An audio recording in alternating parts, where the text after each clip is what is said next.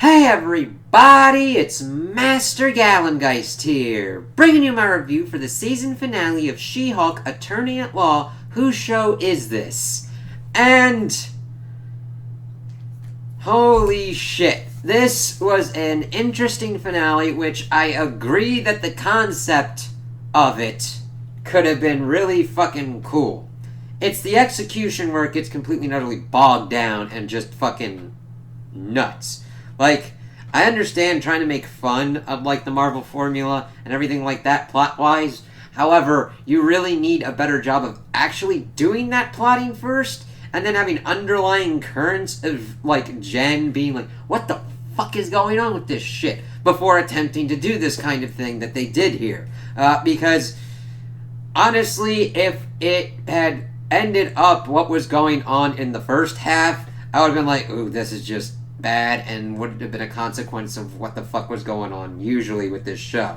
However, the back half at least saved it enough for it to not be completely and utterly nutty, but then it still does some of the shit that kind of was going to be alluded to being happening in the first half, so it's like, what the fuck? But I think it is a good question of whose show is this, because we keep hearing that this is a legal comedy. I don't agree with that. Now, there's comedy in it. Granted, most of it doesn't really work for me, but that happens. But the legal aspects of this are just complete and utter fluffing, fucking nothing shit. Like, they don't focus enough on, like, Jen doing lawyering stuff and actually trying to, like, make a framework of how superhero laws would work within the MCU that I would be like, no. And that fucking sucks, because I love Jen's character in the comics. I love She-Hulk as a character in the comics. And I do like the actress that they got for She-Hulk here.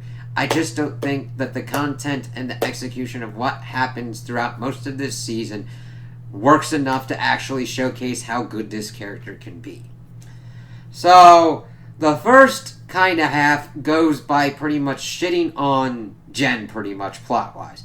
However, there is a pretty cool, fun thing that they do where they essentially do the old Hulk show stuff with Jen, which was really well executed. I will at least give them that. And she's doing the kind of Banner stuff. They do the 70s stuff. They actually get someone to portray She-Hulk, like, you know, the Lou Ferrigno and the other guy that does Banner. They do the same kind of thing here, and it works very well. And I'm like, this is pretty cool. But then it shows that, like, Jen was arrested, and they're, like, putting this off as, like, She-Hulk goes on a rampage. And I'm like, if your idea of a rampage is, like, a destroyed video wall and maybe one other wall busted out, I really want to fucking know what you fucking think a, like, rampage is. And then them just pretty much, like, ignoring the intelligentsia and all that kind of stuff. And I'm like, okay, I understand. Like, yes, we want to be sure that She-Hulk doesn't get out of control. And they're painting this as, like, Savage She-Hulk. And I'm like, I've in the comics have seen Savage She-Hulk, and she fucking wrecks ass and shit. And that's where you get fucking scared, and you're like, oh, God! This, I'm like, they are attempting to kind of do that, but they don't have the budget for it. I mean, shit, one of the main kind of jokes and shit that they do is the budgeting for the effects later on in the show. And it's like, yeah, guess what? Next time, just fucking do what you can do and play around with it enough to not do what you, like, don't go overboard on certain shit. But she wakes up in prison, like, oh, we gotta talk to you because of your, like, rampage and shit like that. And I'm like, alright, cool. And that she has to have an inhibitor. She gets fired from her job. She loses her apartment. She has to move back in with her parents. It's like, well, okay, this is just getting into, like, misery porn level territory. And she's like, what the fuck's going on here? Are we really doing this? And she tries to get in contact with Bruce. Can't. Tries to get in contact with Emil. Can't. And she also tries with Nikki to try and figure out what's going on with the intelligentsia kind of shit. Her mom making snacks and shit. It's like, alright, and I don't mind moms, like, helping out and shit like that, and, like, doing kind of jokes and stuff with that. It's like, you barely do anything with it, so it's like, whatever. So then she goes off to do that. Nikki pretty much makes a post in the intelligentsia kind of thing, like, because the mom showed this thing of Jen in college just shaking her ass with her friends, and then puts that up, and we pretty much see the trolling kind of shit that goes on with most of the kind of stuff with it. Now, I don't mind them tackling trolls and shit like that with, like, She-Hulk and, like, Jane Foster as Thor. It's just they don't really do much with it. And it's crazy. It's like, now granted, I do think that Jane Foster as Thor was done better in the comics. Like, there was a lot more stuff that went into there. It's like, alright, they could have done better with that. And we see that this then diverges into two separate things. Jen decides to go and try and, like, speak to Emil to kind of figure out what's going on. She then, of course, talks with the wrecker dude from the wrecking crew. It's like, oh yeah, I'll give you tea, give you, like, someone to talk to. Saracen evidently puts chicken blood and shit and makes the tea better for some fucking reason. But she's then, like, wandering the compound to try and find Emil, who is evidently having an event at the house thing. And we see that Pug and Nikki pretty much infiltrate the intelligentsia fucking whack-off fest, where they're pretty much celebrating that they got one over on She-Hulk, and that she never got anything, she never earned her superpowers. And I'm like, she never asked for it because she was cut and gamma radiated blood went into her and then made her Hulk. Yeah, like, what else you fucking want, man? Like, it... Huh? Like, in the comics, she was, like, attacked by, like, a mob hit, and Bruce gave her the blood. Like, this was actually a kind of more even-handed approach to what was occurring. And it's just like... But there would be people that would be like that. And, again, it's more in... They don't really do much with it. Like, we get to a certain point where, like, there's these plot things that occur, and then it's just, like, rewritten at the end, and then we just kind of get other kind of stuff going on. So, Pug's pretty much trying to blend in as much as possible, finds out that the Phelps dude, that is an important person for the law firm that She-Hulk and them used to work at, and it's like, oh yeah, Tech Bro essentially made a fucking dark web social media thing to fuck with people. And it's like, yep, that tracks. That would definitely... a douchebag with too much money and just being an outright asshole, yeah, that could happen. So they're pretty much being like, yeah, we've got the Abomination here, and we learned that, like, Emil Blonsky has been doing motivational speeches as, like, the Abomination, and I don't know how this would not set off his, like, inhibitor shit or anything like that. I mean, granted, we could probably factor in the shit that was going on before as fucking with his inhibitor, but, like, we are never shown any kind of system where he's like, yeah, I can do this and not alert the authorities. Whatever.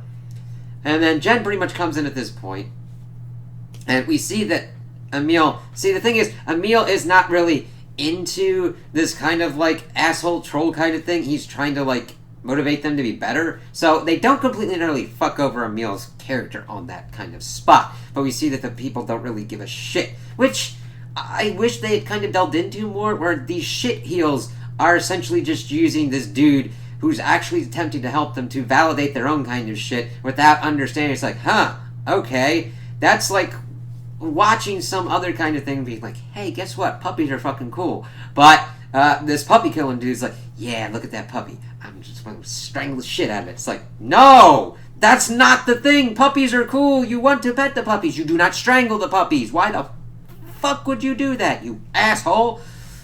I do not condone puppy strangling, and if anybody tries to do that and, like, say that I do, fuck them and any of that shit. It's like, no. Ugh. Weird, I know, but it's like, hey, these dudes are being assholes and trying to validate themselves to do their asshole things, and Emil's like, no. I mean, he's not essentially... The thing is, he's not even hearing what's kind of going on. He's just trying to do his kind of thing. And then Jen walks in, it's like, what the fuck's going on? You're fucking up your shit. And then they're, like, getting ready to, like, fuck over, Jen, because the Phelps dude... Phelps dude is like, oh yeah, we also stole your blood, and then injects himself and turns him into his own kind of Hulk thing. And then Titania pops up just because fucking reasons, and then Bruce comes out of butt fucking nowhere and be like, get away from my cousin, even though Emil is trying to save her ass because she's got an inhibitor on and is not turning into She-Hulk. She's like, what the fuck is going on here? Breaks her inhibitor, switches into like the Disney Plus app, which is kind of cool, goes into like the assembled making of, and then we see her walking around our world. Well, not exactly our world, because we learned that there's a Kevin that is in charge of the MCU, but it is an AI algorithm kind of thing, which tracks more at this point than it should. Like, I don't mind having like a process for making your movies, but the kind of jokes of hitting of what's pretty much going on in the formula that has become the MCU kind of thing, if you're acknowledging it, you need to fucking do something about it too. Mm-hmm. But she like goes to the writer's room. She's like, "What the fuck's going on? This is complete and utter bullshit. Put Daredevil back in here, man." It's like, because she's into Daredevil, and they're like, "Oh, we got to do all this kind of stuff. It doesn't make any sense." All right, I'm gonna go talk to Kevin. It's like, "All right, go right ahead." She like signs the NDA kind of thing, and then she fights a little bit of the security forces before we see the Kevin thing, and it's like, "Huh, all right." And he's like, "Listen, can you switch out of She-Hulk form? It's the budget, man. It's the budget." And then they like cut from her. She's back, and she's like, "Can we just do this?" And then she essentially workshops it into a somewhat better one. Removes Bruce, removes Titania, doesn't make Phelps into the pretty much the super soldier serum kind of thing, which, incidentally enough, I do acknowledge has become a running staple. However, it is kind of important within the MCU and the Marvel Comics in general, because when you get into a kind of position where a lot of other people are starting to get superpowers, super soldier serums and serums that would be able to imbue people with superpowers would become the next viable arms race kind of thing. Now, granted, that doesn't mean you do the same thing of being like, super soldier serum, motherfucker, ooh, da da da, and keep doing that. So they put it during the daytime. Emil's back to himself. He actually takes responsibility for his actions. Bruce is gone. Titania is gone. Phelps is down. And and Daredevil pops up. So Kevin's like, "God damn it, fuck this season 2 shit. Go out, leave, get back into your thing." So she goes back in. Daredevil pops up for no reason. She's like, "Oh yeah, I handle this." And he's just so fucking awkward there in his suit. It's like, all right, whatever. And the better kind of part gets into play when Matt is later on within Jen's family and interacting with them. Best kind of stuff with him there, because I don't know, it was just fucking weird. So they pretty much have him arrested, and he's like, the Phelps dude, and he's like, "All right, I'm getting ready for this. You can smash me." He's like, "I'm gonna sue the fucking shit out of you." It's like, "Yep, go for it." Emil signs this thing and pretty much just broke his parole, is going back to prison for 10 years, which is not going to happen because he's in the Thunderbolts, so woo! Now, granted, it could be a parole kind of thing, but we also see at the end of this show that it's not also the case there as well. And let's see, then it goes to pretty much She-Hulk's kind of family kind of gathering thing. She does not have her job back, but I could see her having her own kind of practice. Did it say that she got her job back? I don't remember, because I was just fucking freaked out over what was kind of going on. I'm like, what? So if I missed something, let me know. I always want to get this as right as possible. This was just a weird fucking thing. So we have Matt pretty much interacting, talking about Hell's Kitchen, how his practice goes and everything. The one aunt or whatnot kind of member trying to hit on him pretty much and be like, "Oh, you gotta have money or whatnot." It's like, no, not necessarily.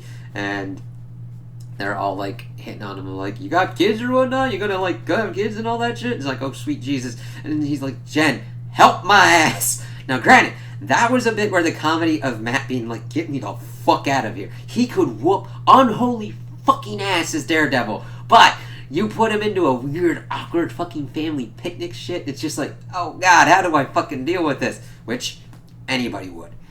So then they're kind of dealing with that, but then Bruce pops up and like, "Hey guys, I guess you're wondering where I went, what was going on with Sakaar and everything." And just like, no, not. But like, "Hey, let me introduce you to my son, Scar." And we then see Bruce's son, which kind of doesn't make sense, but they do need to explain that kind of more. See, Hulk, there's a distinction, had a son on Sakaar with like the whole thing that would eventually lead to the Planet Hulk and then World War Hulk, because he was pretty much Hulk for all that duration and got himself a queen. They banged a boo down back in the bay, but she got blown up, but the baby was like, I'm alive, motherfucker! And then survived on the planet when Hulk was like, the thing is, it was the rocket ship that he was sent to the planet because the Illuminati's like, fuck the Hulk, and they blast him off. Now, granted, I'm oversimplifying that to a degree. They're like, the Hulk is a danger, we must send him away. And they fucking lured him into a ship and says, blah, motherfucker! And there's like, that probably won't have repercussions. Yes, it does. Bad repercussions. However, it then gets back to status quo, and we shift around. But I don't know how this kind of works, because the Sakaar storyline is vastly kind of changed to what we had seen in Thor Ragnarok. Now, granted, could Hulk have, like, bang-a-bang, bang-a-bang, bang-banged? Sure. I mean, he was there for, like, 2 fucking years. However, wait. 2017, 23, 25... I don't know if his son would be that old or that big. That's a big 10-year-old. Almost 10-year-old. I don't know anymore, and I can't even fucking fathom. Like, granted, Gamma could probably have affected growth rate factors to, of course, make giant, big fucking booyah. I get that. It can be explained. I just hope that it's an adequate explanation and is executed well. I'm just like, alright, you kind of needed to do a little bit more for that, but have at thee. And then it kind of ends there. And then we also see that Wong gets Emil out of prison and says all this stuff about Kamar-Taj. Like, hey, how's Kamar-Taj? He's like, yeah, we got Wi-Fi and shit. I'm sorry, I got sucked into shows and shit. And then gets him out. It's like, why is he doing this? It's not fucking explained. Because this became a cameo fucking crazy fest where they just threw its storylines, and it's almost like somebody watched Rick and Morty and was like, we can do wild, crazy shit. And it's like, yes, but those always have a kind of basis of, even though it's crazy and wild, the understanding of, like, the universe and the laws. It's not just throwing shit at the wall to see what sticks or how it kind of works out. It's knowing what goes on with certain characters. Well, at least the best episodes of Rick and Morty. Sometimes they just go fucking buck-ass wild, and you're like, alright, cool. So, I don't know what's going on with She-Hulk, like, after this, and I still think that there is a place for She-Hulk within the MCU. I just don't know how it's going to work out, because this is just like, what? I want to see what they're able to do with Hulk, with his kid, and everything like that later on. So, would I recommend anybody to watch this? I really couldn't, because I didn't. There were certain aspects that I enjoyed. I wouldn't say that the whole and complete season is completely and utterly a wash or unwatchable. There are bits or pieces. I could point people to certain episodes or certain things to pretty much look at. But overall, I'm just like, wow, I find better uses for my time. But if you enjoyed it and you really liked it and you really thought it was good, that's cool. Okay? I don't want to take that away from you. It's just my opinion, and I'm not saying that, like, you need to know it or that you need to accept it over yours. And if you like it and enjoy it and you want to recommend it to people, that's cool. You know what I mean? It's just, it didn't really work for me, and that sucks, because I do like the MCU, and I do like Jen, and I do like She-Hulk, and I do think there would have been a great place to have a fucking legal comedy work very well, and also have Matt Murdock more than Daredevil in the certain kind of aspects. We also did get that Jen as She-Hulk did say that she was going to continue being a lawyer and also do superheroes to help people. That's about it. So we'll kind of see how that works out and how it kind of, like, works if she gets, like, pulled cameo into other kind of things, and how she interacts more with the world of the MCU, and how her fourth wall breaking works. Now, granted, it would be interesting to see her fourth wall breaking shit go on with Deadpool. Now, granted, Deadpool's is more of a different kind of matter, so I'm not saying that because the fourth wall breaks here were kind of weird. Those, more often than not, worked pretty well to my tastes. It will be interesting to see how Deadpool handles his stuff and how they do that kind of as their own. But I really wouldn't recommend this. I don't know, man. Like, and the thing is, I don't think it was. I've seen worse things. All right, I'll definitely say to that. Like, even though I'm like, I would rather spend my time doing something kind of else, there are other things where I'm like, I wasted my time and I'll Velocipaster. Alright? Supernatural's weirdness that went and devolved into complete and utter insanity. Game of Thrones in the last season is just wah! Like, oh god. There's other kind of things. I do not put this on that kind of level. I mean, there's a certain kind of like, what did you happen to do? But I would almost put this in the neutral to lightly like, nah, kind of quality. Even if that scale makes no sense. Ugh. So, those are my opinions on the finale and the show overall. Tell me what you guys think in the comments below. If you liked it, if you didn't like it, if you agree with me, if you disagree with me. Also like and subscribe, and I hope you have a good day.